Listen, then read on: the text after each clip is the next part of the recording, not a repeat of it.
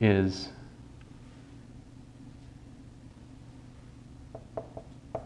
ideal of the upper triangular.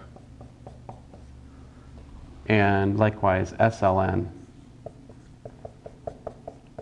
is an ideal of GLN.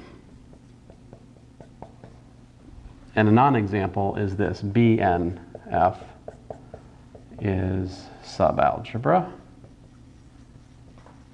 but not an ideal of GLN.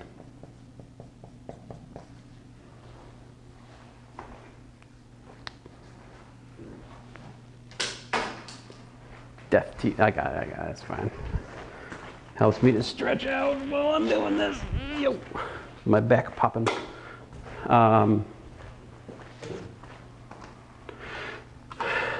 Let's think about this. All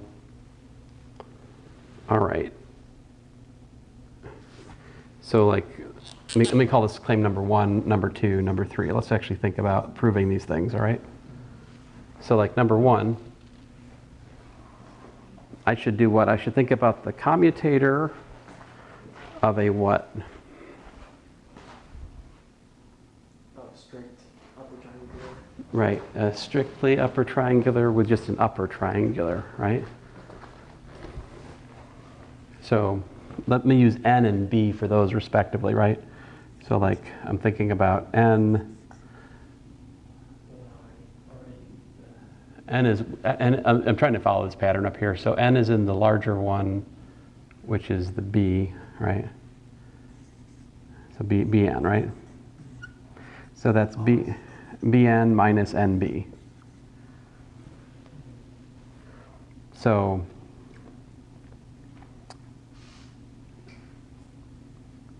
basically this is true. This is an element of N and F. Why is that? Because when you take the product of a strictly upper triangular with just an upper triangular, it makes the diagonal 0, yeah.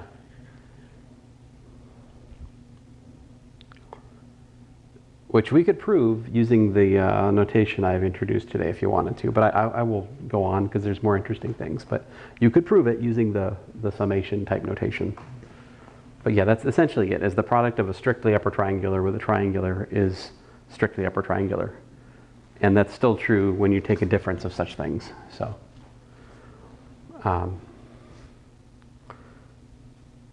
so I think you could look at ideals of the underlying associative algebra, and this would still be true in that context. But there, then you'd have to start distinguishing between left and right ideals, because in the associative algebra context, if it's, for a non-commutative algebra, there can be a distinction between left and right ideals. That is really a comment for another course, a course in ring theory that we don't offer. So that's 1. 2. I mean, really, the itch you want to scratch is how do you do linear algebra over a ring? People used to offer courses in this, not so much anymore. Number 2, so we're looking at, an arbitrary, something in an arbitrary matrix A, right? With something in SLN, let's call it S, right? So you've got AS minus SA. This one I can actually provide a complete proof for. Calculate the trace of the commutator. What do you got? You got the trace of AS minus the trace of SA. But property of trace of AB is equal to the trace of BA. Those cancel, you get 0.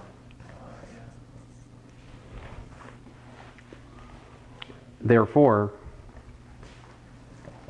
the commutator of A with S is an element of SLN F.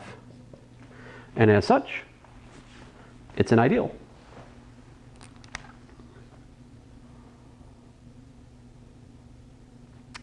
And then 3,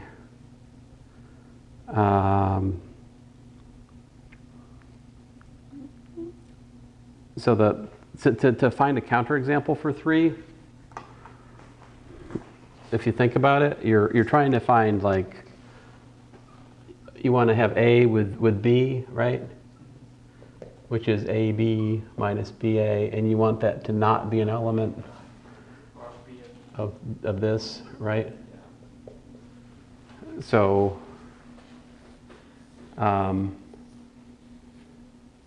you know, and it's something about the, oh, I'm not, huh.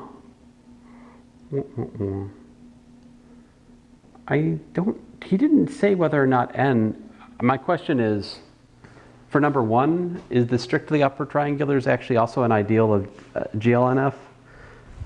Like, is this still true? Is this still true if we don't assume that B is, so here we'd assume that B was in this guy, right? Why? But,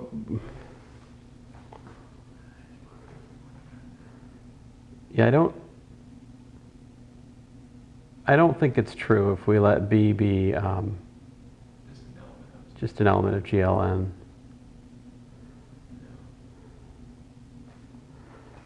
So, I mean, I'd have to work it out, you know, but for example, yeah, if I have something like 1, 1, 1, 0, 0, 1, 0, 0, I get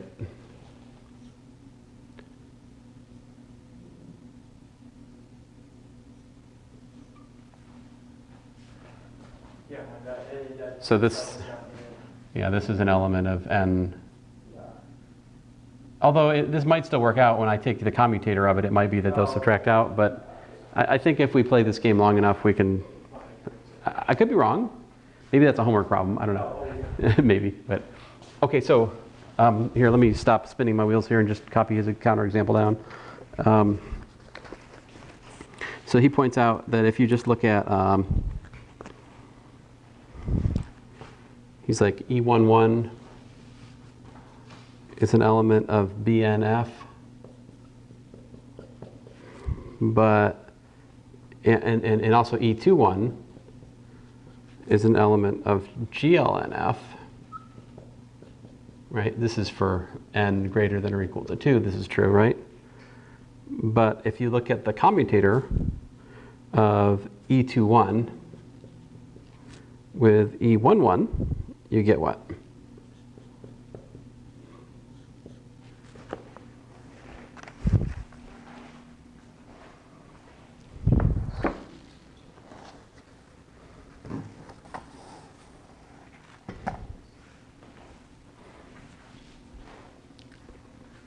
Remember our technical lemma? So this gives us it gives us Kronecker delta, 1, 1, with E21, right? Although also known as E21. And that is not an element, right, of BNF.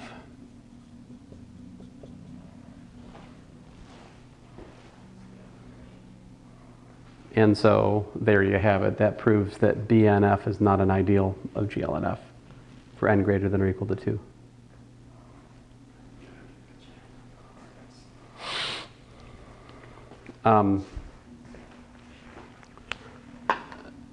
So, you know, silly ideals.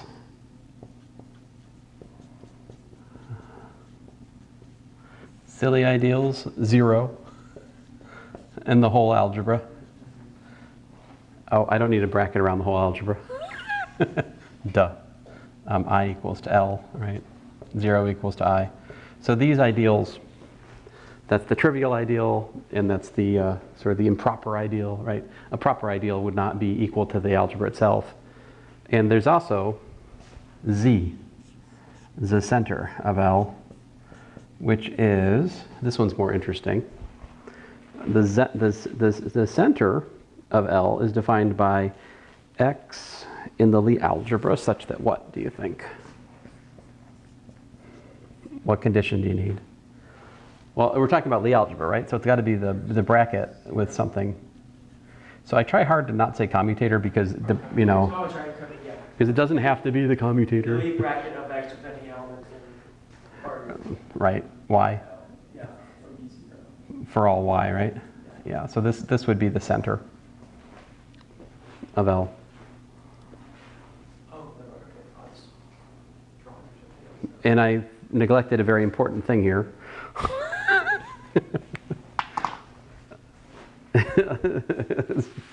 Kind of an important feature to the definition. 0. Oh. There we go. That's better.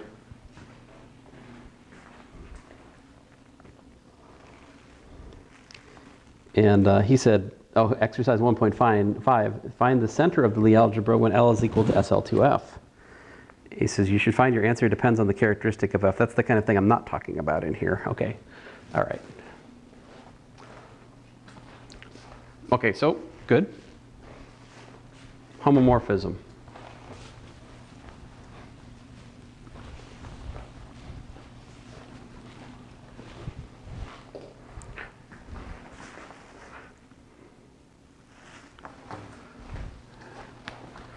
So definition, phi going from L1 to L2, Lie algebras with, let's say, bracket 1 and bracket 2 respective, right, is a Lie algebra homomorphism if, here it goes, phi of bracket L, bracket, golly, x comma y 1 is equal to bracket phi of x, phi of y, bracket 2. And there's more. There's more. Because what's the structure of a Lie algebra? Well, the structure of a Lie algebra is there's a bracket, right? But there's more than that. What's the pretext? It's a vector space, right? So a Lie algebra homomorphism is first, phi is, linear map such that it also defines this condition.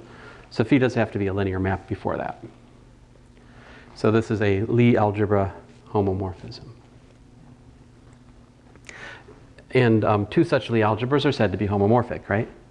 If phi is a bijection, then this is a Lie algebra isomorphism. So, just like a open space. Yeah, exactly. So if phi is bijection, then it's a Lie algebra isomorphism, and L1 is isomorphic to L2, let's say. As usual, the isomorphisms form an equivalence relation on the set of all Lie algebras. If L1 is isomorphic to L2, L2 is isomorphic to L1, and we have the transitive property. Like any Lie algebra is isomorphic to itself under the identity map, and which is linear. And if we have L1 is isomorphic to L2 and L2 is isomorphic to L3, then we can prove that L1 is isomorphic to L3. So we have transitivity for that equivalence relation. In particular, you can prove that the composition of Lie algebra homomorphisms is once again a Lie algebra homomorphism.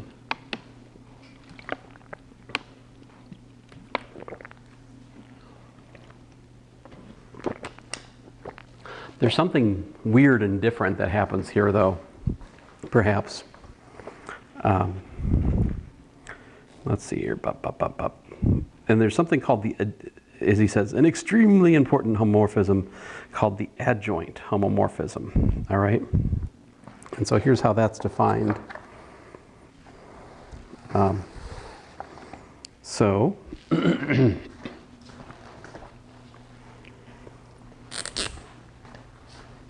definition, add is a homomorphism defined from L to GL. So this notation means this right here is the linear transformations from L to L. That's what this means. So it's T that goes from L to L, T linear, under the commutator bracket with respect to composition of operators.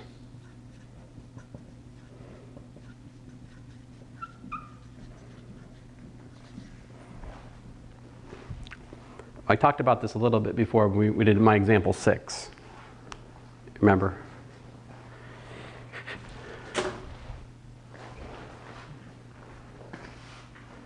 So, I haven't defined it yet, right? And so the definition is this. Add of x. So add of x is supposed to be a linear transformation from L to L. How are we going to define it? We define it by its action on y. What's its formula? Its formula is x comma y. This makes add x a linear transformation from L to L. The value of that is defined. So maybe I put in, sometimes I'll put in parentheses here just to be like obnoxiously clear about what's going on here. We're defining this linear transformation by its action on the element L, y. Let's prove that this is a Lie algebra homomorphism. So claim add from L to GL L is homomorphism of the algebras.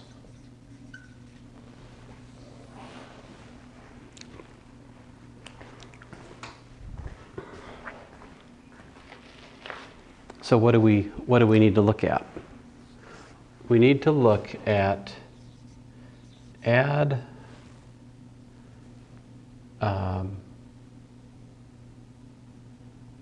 acting on what? Acting on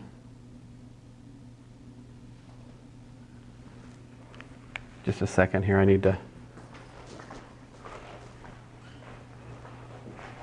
make sure I got my zoom right. Yeah, we're okay.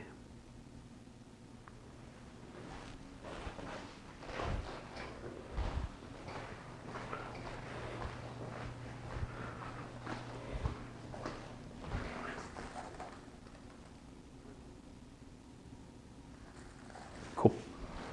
So, all right. We're supposed to be looking at feeding it, right, xy.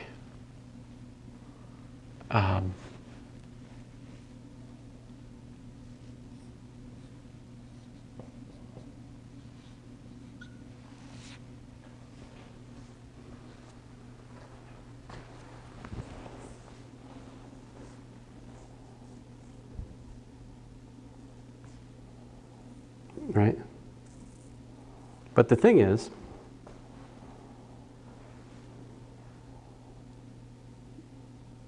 in order to make sense of this, we have to let it act on a z. Because this is supposed to be a linear transformation on L itself, right? So I have to let that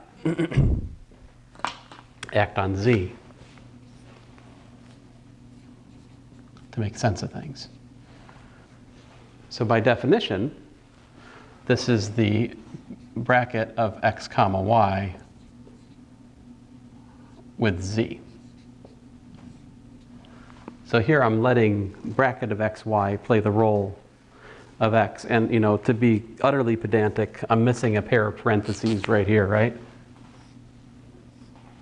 Like I put those, I put those parentheses over here, didn't I? You know, so the parentheses are optional, you know. So question, what can I do with this?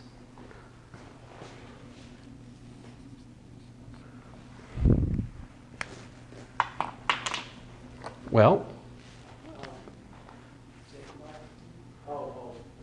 yeah. It's your identity, right? It's Jacob's identity. His name is Carl. So let me flip it around here, because just to be careful, there are various other versions of the Jacobi identity you could think about, but let's do it this way: minus z with xy, right? Oh, right. Right. And then, okay, so think about the Jacobi identity. In other words, think about, I have the sum of three things, right? Think about moving this one to the other side. It gives you a minus, right? So I would get that that's equal to x with y z plus y, yeah, zx, right? Now I want z,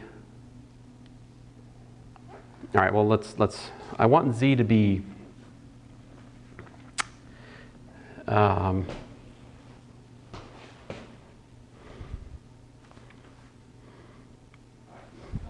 yar. Right, so yeah, I mean, this, this we're looking at is what? X with add of y of z, and this is add of, well, I better not just, just a second here. The question is, am I awake and or not dumb, not too dumb to see it at the moment? Let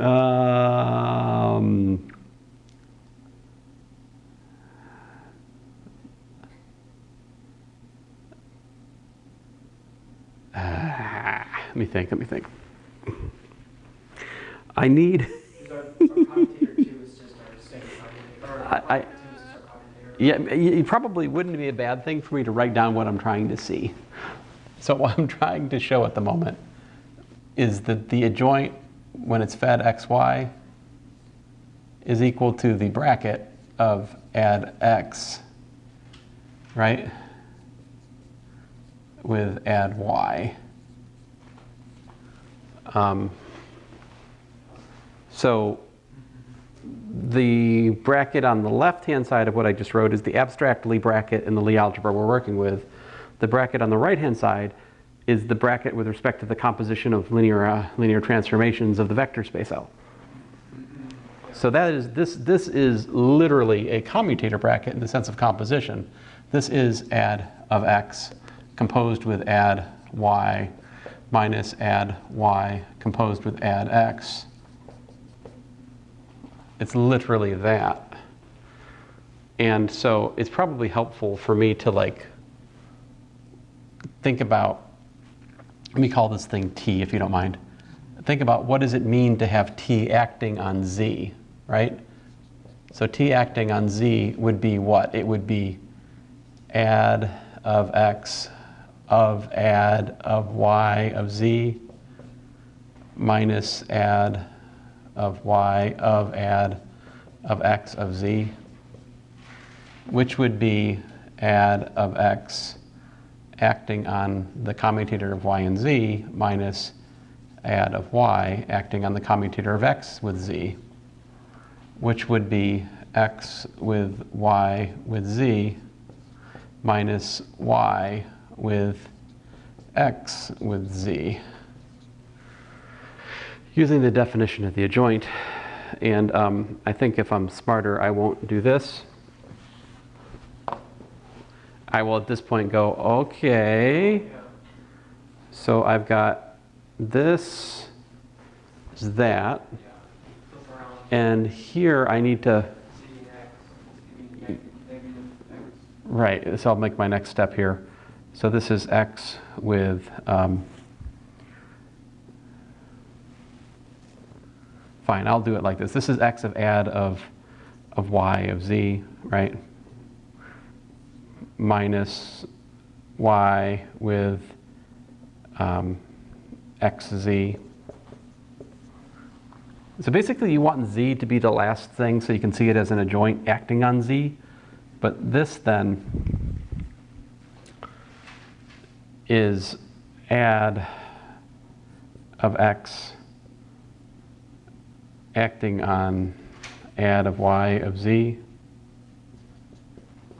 minus add of Y acting on add of X of Z, which is add of X, add of Y, minus add of Y, add of X, all acting on Z. And here we're talking about composition of operators.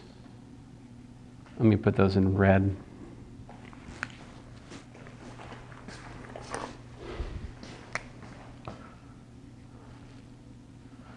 And then by definition, this is the commutator of add of X with add of Y acting on Z. But we look at this and it holds for all Z in L, right? So therefore, the adjoint of the commutator is the commutator of the adjoints. And I said that wrong because I should say the Lie bracket, the adjoint of the Lie bracket is the commutator of the adjoints. That would be a reasonable thing to say because the Lie bracket on the right-hand side is a commutator. The Lie bracket on the left-hand side need not be a commutator.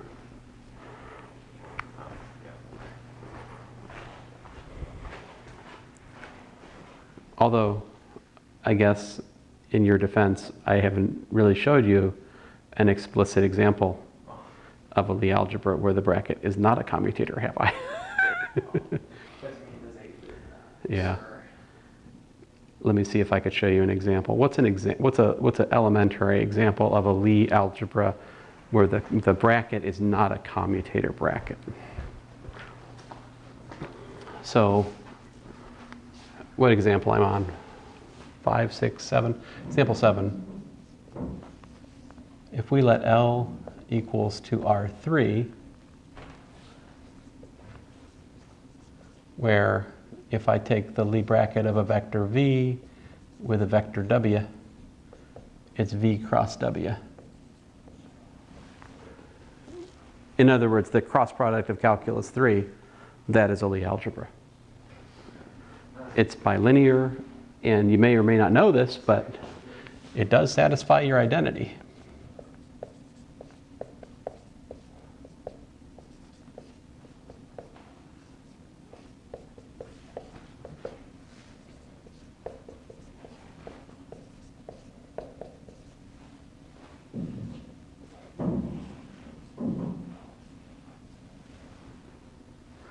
And of course, you know that the cross product of any vector with itself is 0.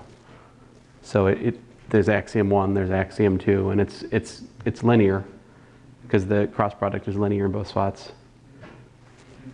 Not a commutator. So actually, that's kind of funny. If you think about it for a second, the most basic example, in some sense, of a Lie algebra is exactly the example where the commutator bracket is not a commutator. I mean, the Lie bracket is not a commutator bracket. It's the operation that calculus 3 and physics students struggle most severely with learning. I don't know why, but so many people have so much trouble. I was doing cross products today in physics by coincidence. I mean providence, not coincidence, right? But it's kind of funny. So let me play for a minute here. I mean, we could go on to the book. The book next goes to define, let's see here. So it talks about the adjoint and what's the kernel of the adjoint? That's probably worth mentioning.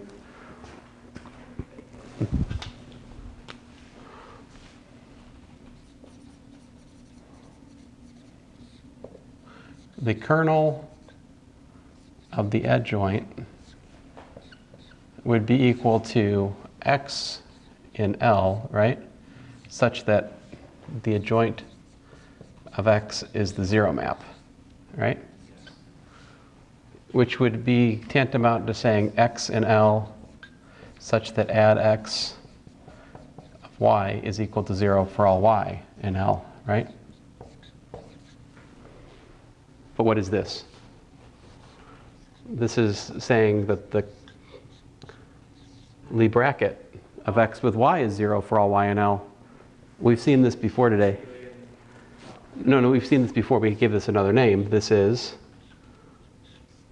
the center of L. And you can prove that that's an ideal. I don't think I've done that today, but you can prove that that's an ideal.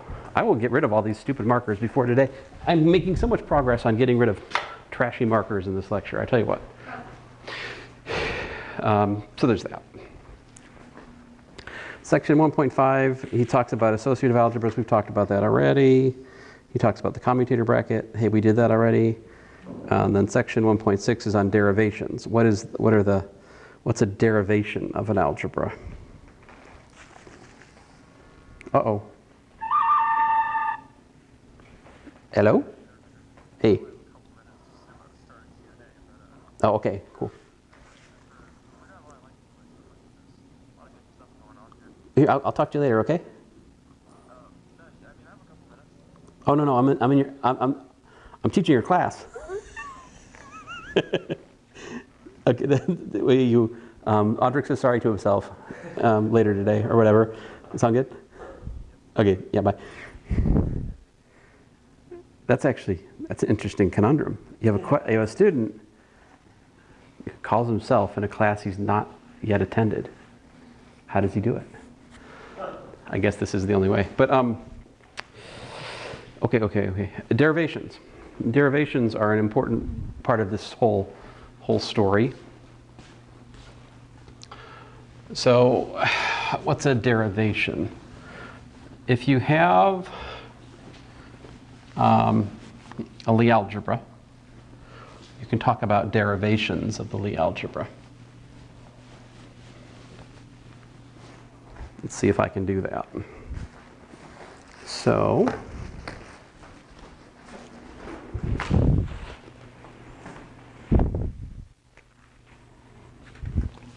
actually this is defined for a, not even a Lie algebra, actually, my bad. So, definition, he's not quite clear on it, he just says an algebra. Oh, I guess it could just be an algebra. Let A be an algebra.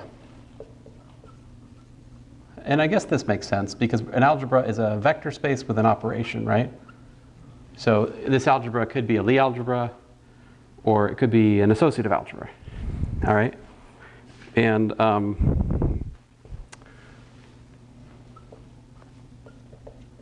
over field F, then a derivation of A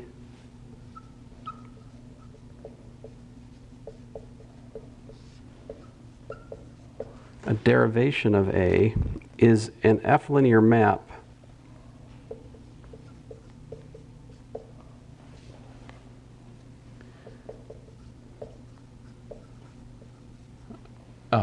and he uses D for it.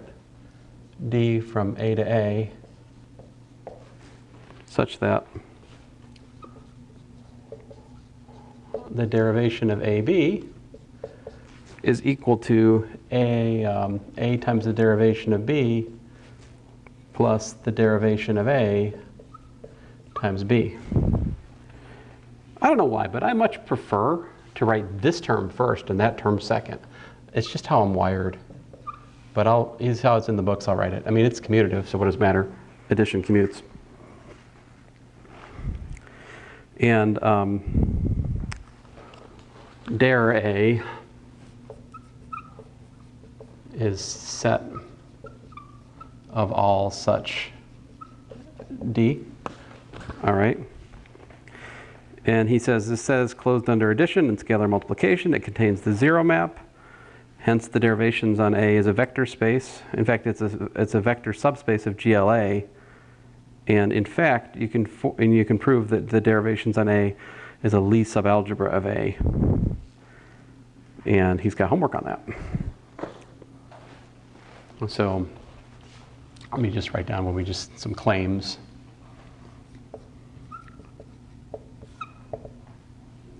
Dir A is first of all a subspace of A. Second of all, dir A is a subalgebra, I guess. Oh, he doesn't say that. He does not say that, does he? No, he does not. It's a Lie subalgebra of GLA.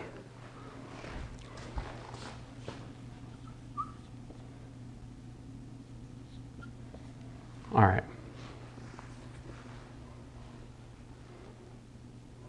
So this has a name. The reason this is called dir is it's short for derivatives. And this right here is the product rule. Or sometimes you might hear it called the Leibniz rule.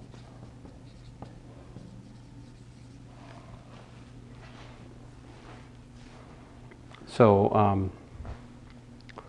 if you think about, let's see here.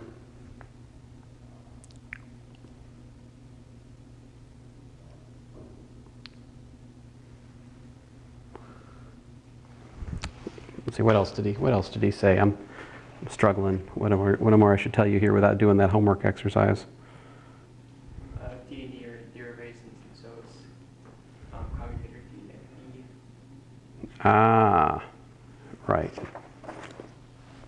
So rather than do that homework exercise, I'll just show you kind of a sense of why this is true. So example 8. And also, this also will answer the question of, like, why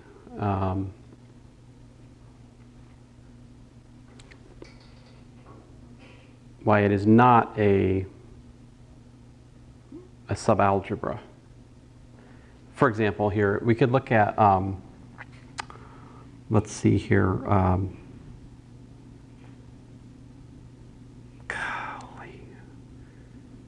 Well, this is kind of a greedy example, but if we look at, let V be like smooth functions on R3.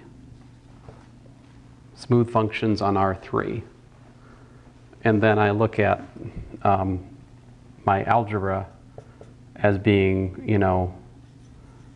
GLV. So here I'm looking at linear transformations on functions of R3. So, for example, partial x and partial y, the partial derivative operators. These are all elements of A. These are linear transformations that take in a function, a smooth function of an R3 and spit one back out, right? But what happens when you calculate like oh, shnikes. Well, that's not helping me.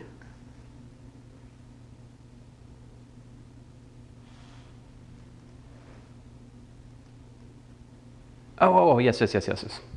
And more than that, in fact, these are derivations. They're derivations, they obey the product rule, right?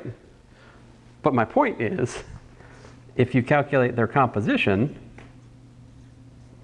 for example, I don't know why I did R3. I would have done just as well with R2 here. I was just to be safe, I was making it three-dimensional, but that was dumb. I didn't need to do that.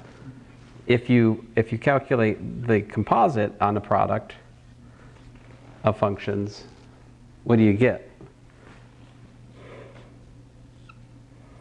You know, you got yourself partial yf g plus f partial y g, right?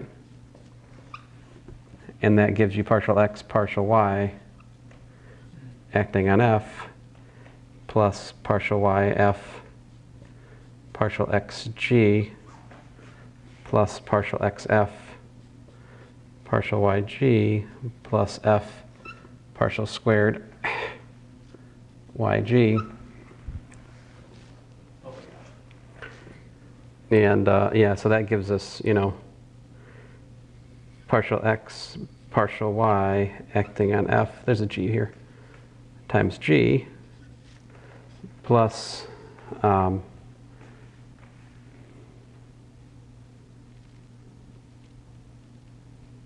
f, that was xy, my bad. That was xy over here. And then plus f times partial x partial y, g like that, right? And then plus 2 times partial, well, it gives you not 2, but these other terms, right? Plus this junk.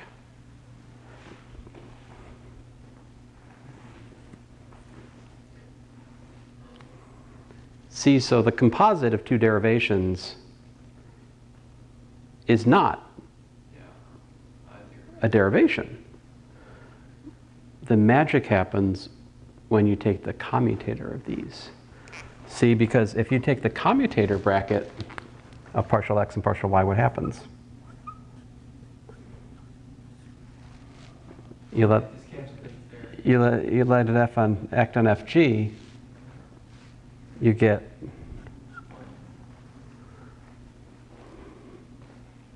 see what you end up getting is these terms in the middle, they cancel with the partial y partial x. So like it's the same terms but with y and x juxtaposed. So those cancel as you go through this, and what you're left with are these guys.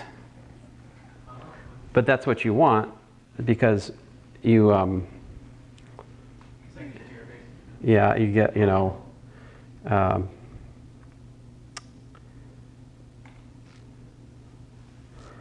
believe you get like, you know, partial, how's it go, partial x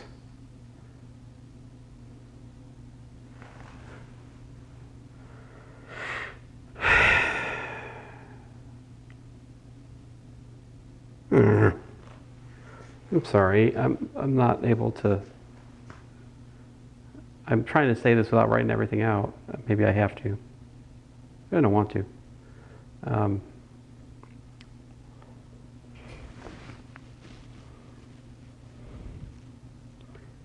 Fine. So I'd have partial, I'll use this notation, partial xy, f minus partial yx, f times g, you know, plus f times partial xy g minus partial yx g, right? Which would be bracket of, well, this is exactly the bracket of partial x and partial y acting on f times g plus f times the bracket of x and y acting on g like that, right? Which is the Leibniz rule. So you see the bracket, the commutator bracket of partial x and partial y is again a derivation. So even though it's second order, you've removed the piece which makes it not a derivation. So it's not obvious, and so like there's something non-trivial to be proved in the homework exercises of this section to prove that the derivations are in fact a sub-Lie algebra. I think that's what the proof, the exercise is here.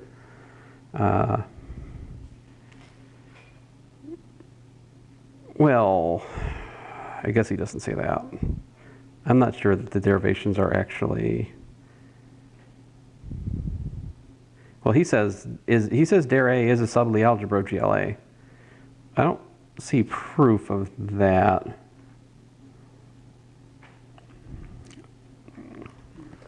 That's something that would be interesting to try to prove, right? Okay. So I think we've still got a little bit of time left. Not too much, but just a smidgen. I try not to go over 2 hours. I've got exactly 14 minutes and 30 seconds left. So I think that's just enough time to get into trouble. So these things will come back, all right? We'll use the adjoint in future lectures, all right? So you have to kind of just keep this thing in mind. It's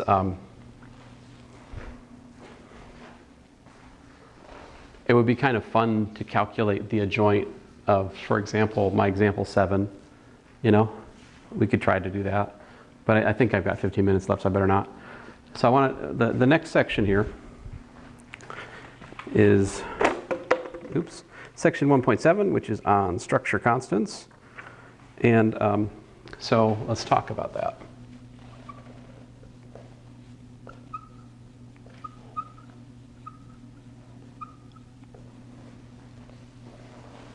So here, up till now, most things I've stated have not been for a basis, but if you have a Lie algebra over a field F with basis x1 through xn,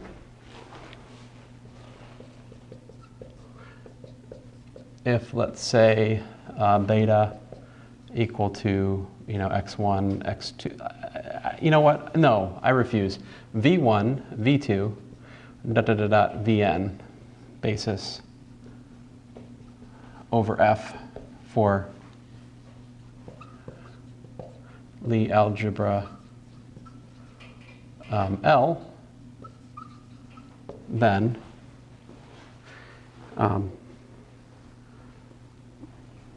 the structure constants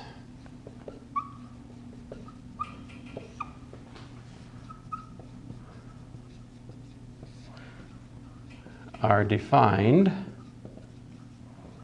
by, so we take the bracket of, let's say, Vi with Vj, that has to be equal to a sum over k equals 1 to n, and I'll try to use his notation. The notation varies on this in different places. Okay, he's got one index up and two indices down. Great. So he's going to have C, Ij, upper K, and Vk like that. So the essential theorem here is that if you give me the structure constants with respect to a basis for your algebra, you have defined the bracket. So like just to prove that for you, check this out. So if I have the bracket of x with y, right, and I want to calculate that bracket, I'm telling you, if I know these, it uniquely defines that. Because we can, basically, the idea is just to take this formula and extend it bilinearly. There's a unique bilinear extension of this formula. And so if x is the sum over I of x, sub x, fine, x sub I, v sub I, right? And y is the sum over j of y sub j, v sub j. I pull out my summations, and pull out my x sub i's and my y sub j's. Those are, after all, just numbers, right?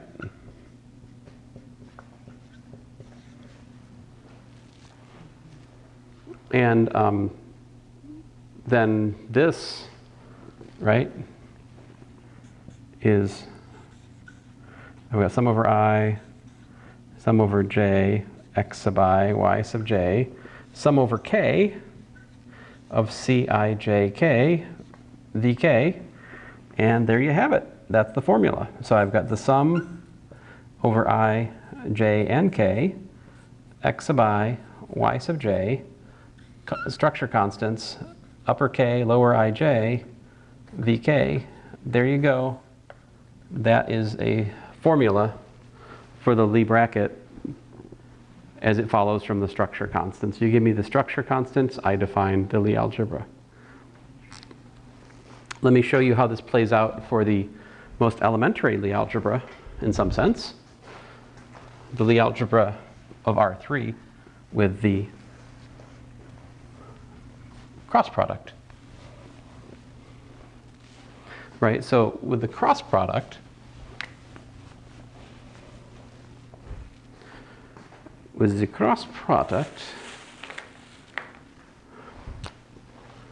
example 8.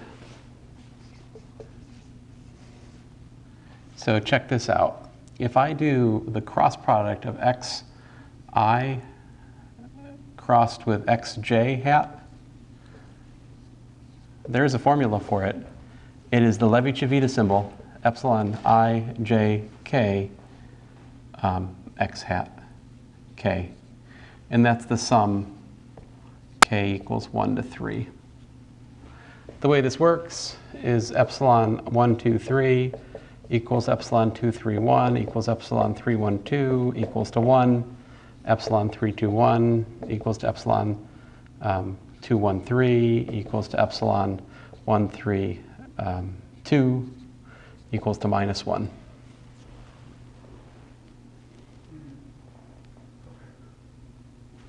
So those are the... So that you get more. Right, so these are the cyclic permutations of 1, 2, 3. Yeah. Whereas these are the anti-cyclic. But yeah, so you know R3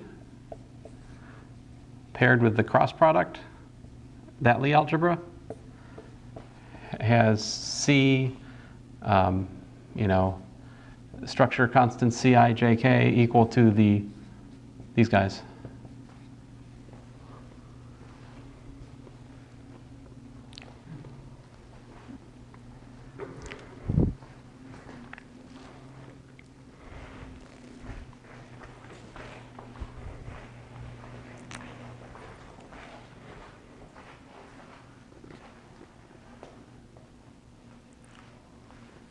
All right, I think I have just enough time to get into trouble. Let us calculate the adjoint representation for this Lie algebra. So the adjoint, so if this is L, right? L is R3 with the cross product. Then what does add L look like? This is going to be, you know, a subset of GLR3, right?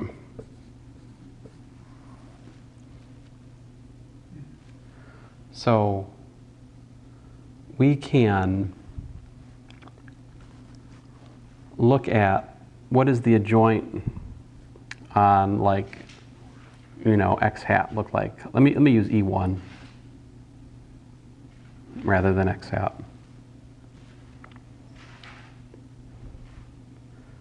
So this, the adjoint on E1 is equal to what? So this, right? I can calculate this with, you know, EI, or let's say EJ, right? This is the Lie bracket of E1 with EJ, but in our particular context right now, we're talking about the cross product. So what is the cross product of E1 with E2? I mean, think about it. This is either equal to 0 for j equals to 1. It's equal to E3 for j equals to 2, right? And it's equal to minus E2 for j equals to 3. So that tells you what the matrix of this linear transformation in R3 looks like. So what's the matrix of the adjoint of E1 look like?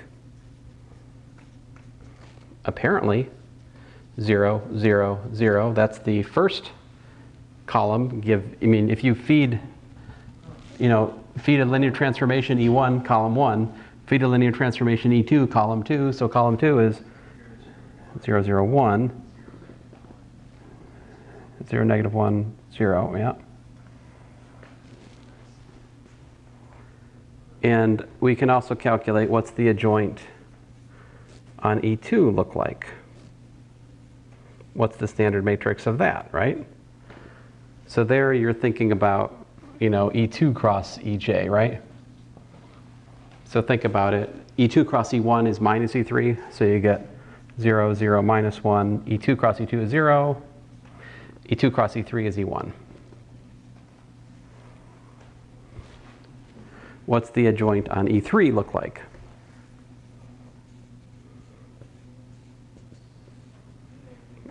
Yeah, now we need to think about E3 cross EJ, right? So what did you say it was? E3 cross? I think E3 cross. Yeah, it's E2, right? Yeah. So yeah, 0, 1, 0. E3 cross E2, on the other hand, is minus E1. You're fine. So what this you can extract from this, the matrix of the adjoint of, let's say, the vector ABC, right? The matrix of this is actually equal to, what is it? It's actually equal to,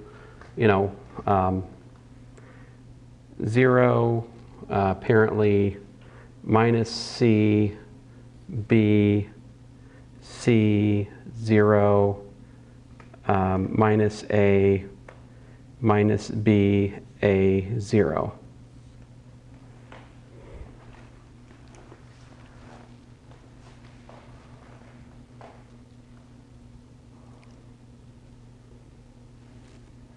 So I just put it together. So ABC is, yeah, ABC is, A1 plus B2 plus C3.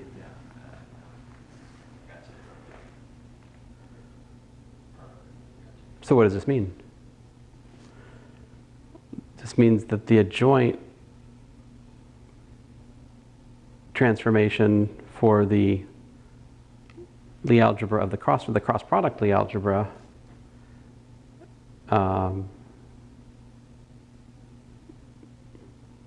is a particular sub-Lie algebra of GL3R,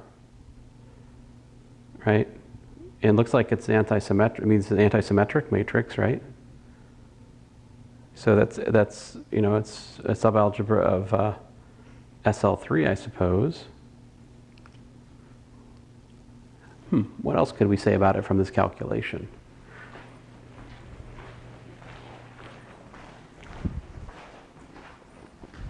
I've only got a minute to figure it out. What else could we say here?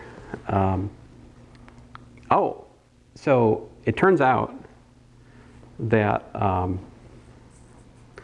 so as we'll talk about in future lectures, remember that thing we can do, the transformation, homomorphism mod the kernel, right? It gives you a well-defined factor group. So you can talk about quotient Lie algebras here just the same also. You can do that kind of thing. Let's see here. There's more strings attached there, I suppose, but what's the kernel of the adjoint here?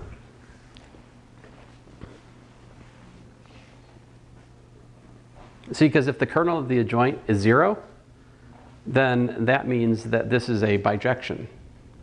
And that means that the set of 3 by 3 matrices that are antisymmetric are isomorphic as a Lie algebra under the commutator bracket to this Lie algebra under the cross product bracket.